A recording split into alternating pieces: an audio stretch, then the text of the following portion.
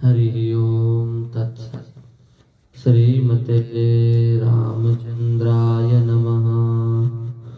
ओम नमः परमहंसा स्वादित चरण कमल चिन्मकरंदाय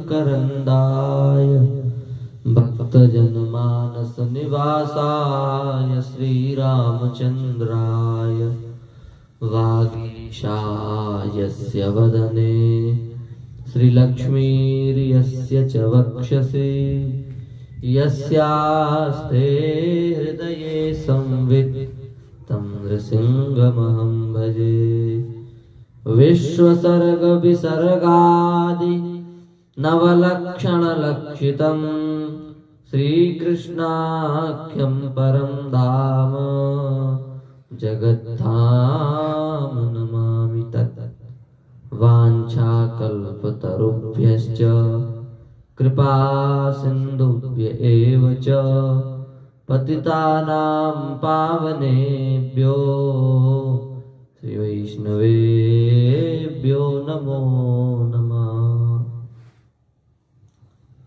निखिल हेय प्रत्यनीक अखिल कोटि ब्रह्मांड नायक परात्पर परब्रह्म परमेश्वर भक्तवांछा कल्पतरु भक्त वत्सल शरणागत वत्सल दीन बंधु दया सिंधु कृपा सिंधु नंद नंदन श्याम सुंदर की अहेतु की अनुकंपा कृपा करुणा से हम सभी लोग जीवन का सर्वोत्कृष्ट फल सत्संग लाभ प्राप्त कर रहे हैं। यह श्री ठाकुर जी की हम सब के ऊपर विशेष अहेतु की कृपा करुणा ही है। भगवान की कृपा हम सब पर इतनी अधिक है कि हम हजारों हजारों मुखों से भी उनकी कृपा का वर्णन नहीं कर सकते। उस कृपा का अनुभव हमें क्यों नहीं हो पा रहा है? उस कृपा की अनुभूति से हम वंचित क्यों हैं?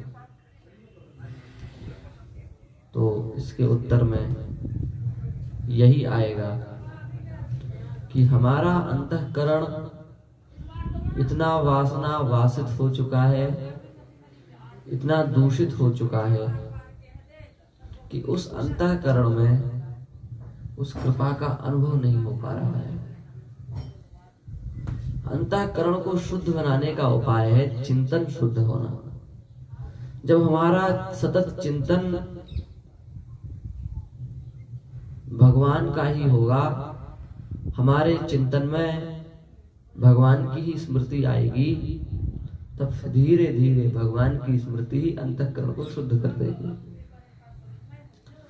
पर भगवान की स्मृति यह तो मन के ऊपर है, और मन कैसा होगा इसका निर्धारण भोजन के ऊपर है। बंधन और मोक्ष दोनों का कारण मन है। मन एव मनुष्याणां कारणं बंध मोक्षयो। बंधन और मोक्ष इन दोनों का कारण मन है। मन का संसार में लग जाना इसी का नाम है बंधन। मन का शरीर संसार में लग जाना इसी का नाम है बंधन। और मन का ठाकुर जी में लग जाना, संतों में लग जाना, नाम में लग जाना, धाम में लग जाना, लीला में लग जाना, रूप में लग जाना, इसी का नाम है मुक्त, इसी का नाम है मोक्ष। तो अंतःकरण की शुद्धि भगवत स्मृति से होगी, और वह भगवत स्मृति मन से होगी। और मन भगवान की स्मृति कब करेगा? जब वह शुद्ध होगा। अशुद्ध मन में, अशुद्ध चित्त में नाम नहीं रुक सकता। अरे भाई, सामान्य व्यक्ति भी अपवित्र अवस्था में, अपवित्र स्थिति में नहीं रहता, नहीं बैठता। फिर महामहिमामय असंख्य जीवों का कल्याण करने वाले जो नाम महाराज हैं, वे भला अपवित्र स्थान में कैसे जाएंगे? उनका चिंतन आप कैसे कर पाएंगे? इसलिए भगवत चिंतन करने के लिए, भगवान नाम का चिंतन करने के लिए शुद्ध मन की आवश्यकता है। और शुद्ध मन बिना शुद्ध भोजन के नहीं हो सकता। जैसा खावे अन्न वैसा होवे मन। पवित्र आहार, युक्त आहार जब तक नहीं होगा तब तक योग की सिद्धि नहीं होगी। इसलिए श्रीमद् भगवत गीता में कहा है, युक्ताहार विहारस्य युक्त चेष्टस्य कर्मसु युक्त स्वप्नावबोधस्य योगो भवति दुःखः। तो इसी युक्त आहार के विषय में हम चर्चा कर रहे हैं और हमने निवेदन किया कि किस किस स्थिति में भोजन, कैसा भोजन, कितनी मात्रा में किसको करना चाहिए। अब एक बात सबके लिए है, सूर्य ग्रहण और चंद्र ग्रहण में भोजन नहीं करना चाहिए, यह बात सबके लिए है। और इसके विषय में शास्त्रीय प्रमाण भी है। यो भुंक्ते ज्ञानहीनस्य ग्रहणे चंद्र सूर्ययोः अरुन्तुदं स यात्येव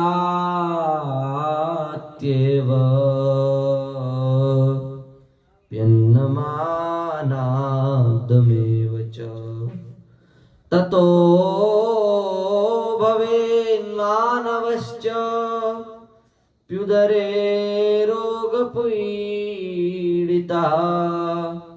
गुल्मयुक्तश्च काणश्च दन्तहीनस्तथा शुचि। यो भुंक्ते ज्ञानहीनस्य, अज्ञान संपन्न जो व्यक्ति है, ऐसा व्यक्ति यदि सूर्य ग्रहण और चंद्र ग्रहण के समय में भुंक्ते यदि भोजन करता है तो अरुन्तुदं स याति, वह अरुन्तुद नामक नरक में जाता है। उसके बाद बोले प्यन्नमानाब्दमेव च, जितने कण उसने अन्न के खाए हैं उतने हजार वर्षों तक, उतने वर्षों तक वह नरक में निवास करता है। ततो भवेन् मानवश्च, उसके बाद वह मानव होता है। उस मानव योनि में भी उसे सुख नहीं होता। प्युदरे रोग पीड़िता, उस मानव योनि में भी वह रोग से पीड़ित होता है। और गुल्म युक्तश्च, गुल्म का रोगी होता है। काणश्च, काना होता है। दन्तहीनस्तथा शुचि, दांतों से हीन होता है। वर्तमान के परिप्रेक्ष्य में सूर्य ग्रहण और चंद्र ग्रहण के समय अनेक व्यक्ति भोजन कर लेते हैं। वे ध्यान दें, आप सब अरुन्तुद नामक नरक में जाने की सीट पक्की कर रहे हैं। इतना भोजन करते हैं, इतना भोजन करते हैं, यदि कुछ देर बिना भोजन के रह जाएं तो क्या हानि है।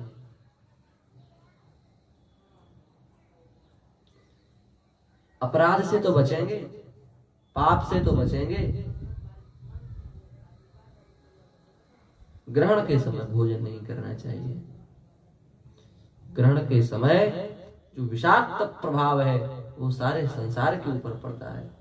उस समय जो अन्न बनाएंगे आप, उसमें भी उसका दूषित प्रभाव आ जाएगा, उससे आपकी हानि होगी। हमारा भोजन बंद करके ऋषियों को दक्षिणा नहीं मिलनी है, वो भोजन ऋषियों के घर में जमा नहीं होगा, बल्कि उससे हमारा कल्याण ही होगा। इसी भावना से ग्रहण में भोजन करने के लिए शास्त्र मना करता है। ऐसा विचार करके ग्रहण के समय भोजन का त्याग कर देना चाहिए। बड़ा प्यारा श्लोक है। कांसे के पात्र में भोजन करने की महिमा बताई जा रही है। एकमेव तु यो भुंक्ते विमले कांस्य भाजने चत्वारि तस्य वर्धन्ते आयु प्रज्ञा यशो बलम। एक ही पात्र में, कांसे के पात्र में, शुद्ध कांसे के पात्र में जो प्रतिदिन भोजन करता है उसको चार चार चीजें प्राप्त होती हैं, आयु, विद्या, यश और बल। इसलिए कांसे के पात्र में भोजन करना सर्वोत्तम है, सबसे अच्छा है।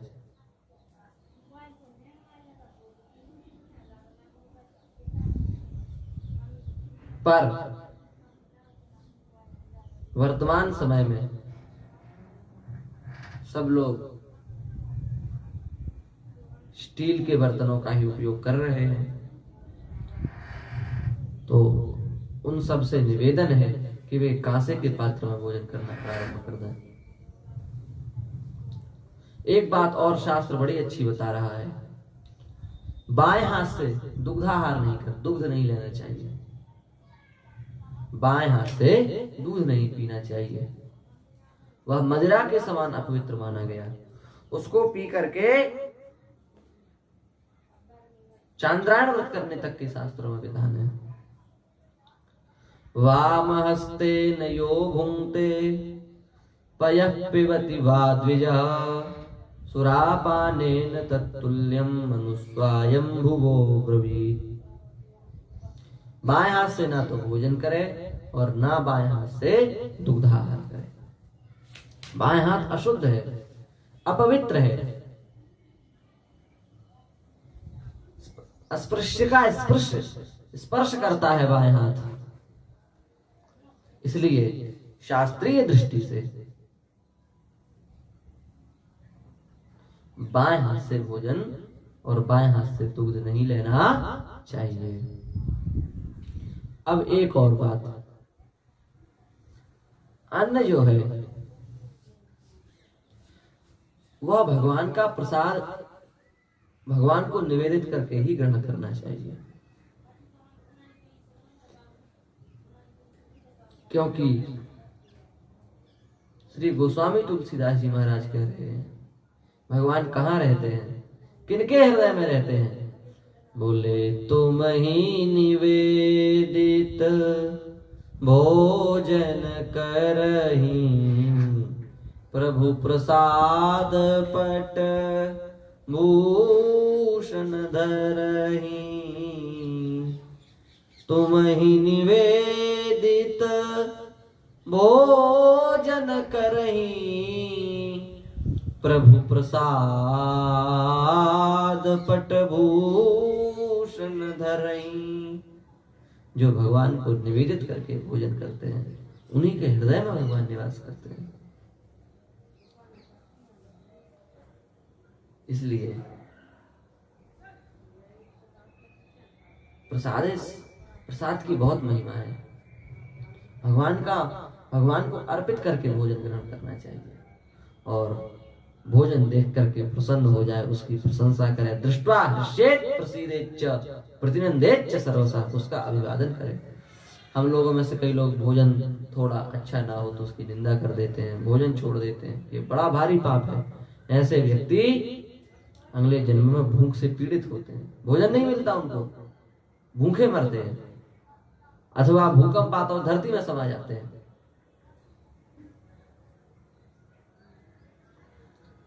कैसा भी भोजन हो, जब हमारे ठाकुर जी ने उसको ग्रहण कर लिया, हम उसकी निंदा कैसे कर सकते हैं।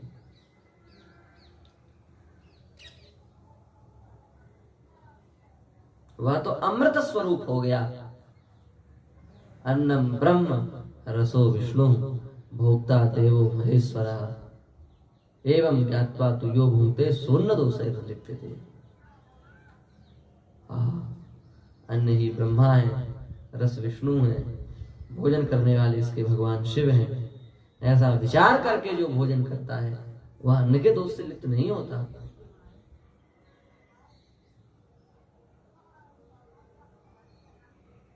भगवान की बहुत बड़ी कृपा है। अर्चावतार के रूप में विद्यमान होकर भगवान आज भी हमारा प्रसाद आरोह होते हैं। तो हमारा कर्तव्य है उस अन्न की निंदा न करें। देखो, विचार करो, इसी भारत देश में कितने लोग हैं जिन्हें अन्न ही उपलब्ध नहीं है। भगवत कृपा से हमें ताजा, शुद्ध, पवित्र प्रसाद अन्न के रूप में प्राप्त हुआ। यदि हम उसका अपमान करते हैं तो कितने बड़ी हानि की बात है। ऐसा विचार करके अन्न की निंदा न करें। खूब प्रेम से प्रसाद सर्व दुखाना, प्रसाद बुद्धि से उसका सेवन करें।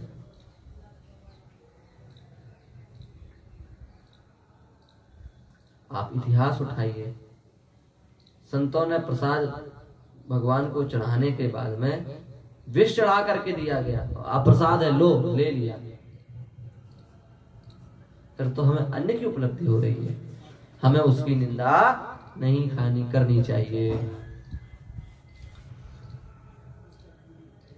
हम लोगों में से बहुत लोग लड्डू खाते हैं, उसको मुख में लेते हैं, आधा लड्डू जमीन पर रख देते हैं, फिर थोड़ा देर बाद खाते हैं, फिर रख देते हैं। इसका निषेध है शास्त्रों में, क्योंकि मुख से जैसे ही हम लड्डू को दूर करते हैं कि मुख से सम्मिश्रण होने के कारण हजारों कीटाणु उस लड्डू में जाकर के बैठ जाते हैं या उस वस्तु में जाकर के बैठ जाते हैं, और जब हम दोबारा उसको लेते हैं तो वे सब हमारे उदर में चले जाते हैं। इसलिए मोदक हो अथवा फल हो, उसको अमनिया करके, अमनिया का हिस्सा मुख में लेना चाहिए, एक एक करके ऐसे पाना चाहिए। खादितार्धम पुनः खादेन मोदकाश्च फलानि च प्रत्यक्षं दवणं चैव गोमांसातीति गद्यते। खादितार्धम पुनः खादेन, खाए हुए मोदक को, फल को दोबारा खाने से प्रत्यक्ष नमक खाना, ऐसे लेकर के और उंगली से चाटना, ये गोमांस के समान है, नहीं करना चाहिए। और पहले अश्नीया तन्मयो भूत्वा पूर्वम तो मधुरम रसम, पहले मधुर, फिर तीखा नमकीन,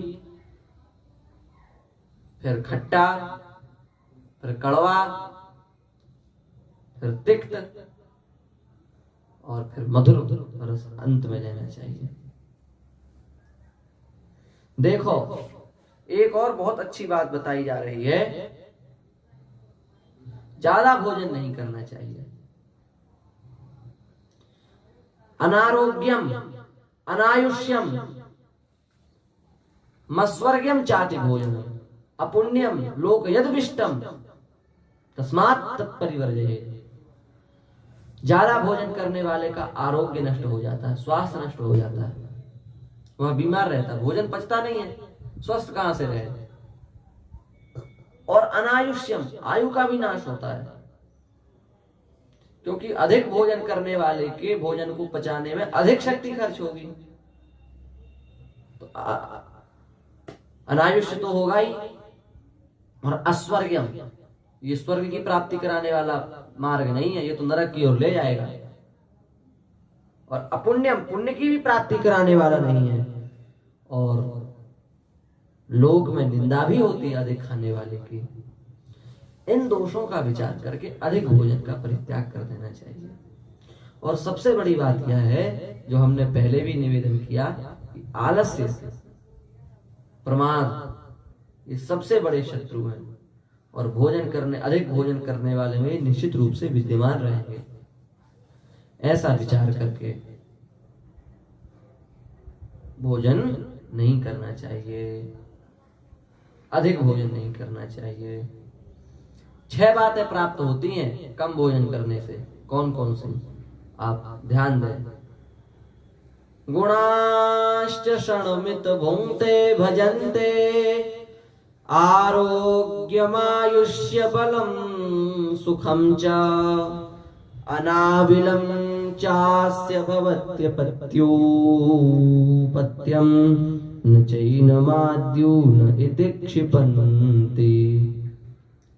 आरोग्य, बल, सुख, संतान सब प्राप्त होते हैं।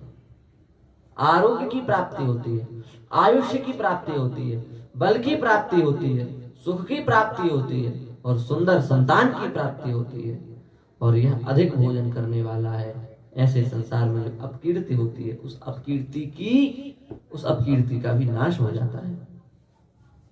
इसलिए भैया भोजन मुख्य विषय है शास्त्र में, और भोजन की शुद्धि पर विशेष ध्यान दिया गया है।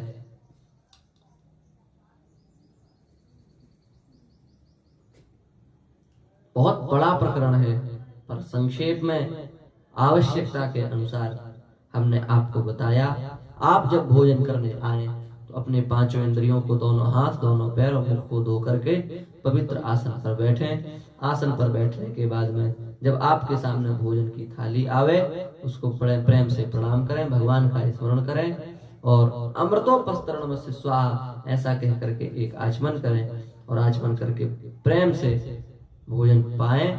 और भोजन पाने के बाद में अंत में अमृता पिधानमस्य स्वाहा इसका उच्चारण करें और अन्य देवता को मानसिक रूप से मन से प्रणाम करें। और उसके बाद में आंख में जल लगावे, उससे आंखों की ज्योति बढ़ती है और अगस्त ऋषि का नाम लें, उससे भोजन सुपक्व हो जाता है, पच जाता है, सुपाच्य हो जाता है। इसलिए अगस्त ऋषि का नाम लें। इस प्रकार से भोजन करें, 2 बार से अधिक भोजन न करें। और भोजन गृहस्थ हो तो 32 कौर 32 ग्रास अपने अपने हिसाब से, ब्रह्मचारी हो तो अपनी आलस निद्रा से बचते हुए ऐसा भोजन करें। पवित्र भाव से भोजन करें, पवित्र भोजन करें। पवित्र भोजन करोगे तो मन पवित्र रहेगा और मन पवित्र रहेगा तो बुद्धि पवित्र रहेगी, बुद्धि पवित्र होगी तो अंतःकरण पवित्र होगा, अंतःकरण पवित्र होगा तो आपके हृदय में ज्ञान प्रकाशित होगा, भक्ति प्रकाशित होगी, वैराग्य प्रकाशित होगा और उनके प्रकाशित हो जाने से हमारा जीवन धन्य हो जाएगा, हम कृतार्थ हो जाएंगे। आधुनिक परिप्रेक्ष्य में जो भोजन की उपेक्षा की गई, अभक्ष्य भक्षण किया गया, उसके दोष को आप लोग देख रहे हैं। उसको बताने की भिन्न अलग से आवश्यकता नहीं है।